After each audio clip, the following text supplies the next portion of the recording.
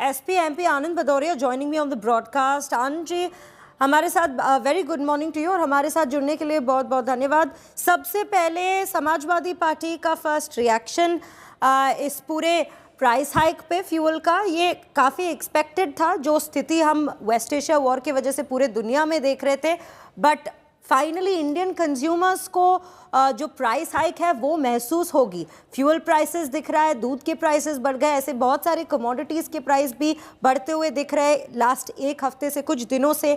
आप क्या कहना चाहेंगे? जी, आपको भी सुबह सुबह के नमस्कार। सवाल ये है कि ये सिर्फ पहले से ये प्रतीक्षित था ऐसा नहीं है।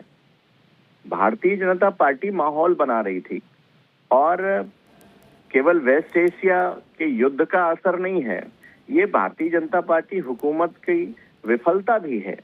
कहीं न कहीं जब सरकार को इंतजाम करने चाहिए थे तब सरकार भाषण दे रही थी। प्रधानमंत्री जी ने कहा कि इस एक साल सोना मत खरीदिए, आप लोग डीजल पेट्रोल की बचत करिए। तभी लग गया था कि देश के अंदर जो अभी तक इन्होंने गुब्बारे में हवा भर रखी थी वो फूटने वाली है। सवाल ये है कि इतनी महंगाई कितनी बढ़ेगी, गरीब के ऊपर कितना असर होगा, और सरकार होती किस लिए है? सरकार जन कल्याण के लिए होती है।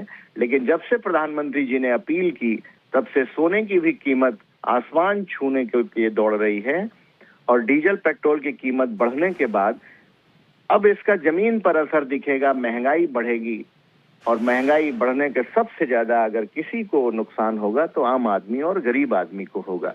इसलिए सरकार को इंतजाम करना चाहिए। क्या केवल चुनाव का इंतजार कर रही थी, चुनाव के परिणाम का इंतजार कर रही थी कि 5 राज्यों के चुनाव निपट जाएं और आम आदमी का गला घोट दिया जाए? इसलिए भारतीय जनता पार्टी सरकार की यह विफलता है। सरकार को कतई डीजल पेट्रोल सीएनजी के दाम नहीं बढ़ाने चाहिए, क्योंकि आम आदमी इससे मारा जाएगा। जी आनंद जी हमारे साथ जुड़ने के लिए धन्यवाद। Well that's what the Samajwadi Party MP has to say at this point of time.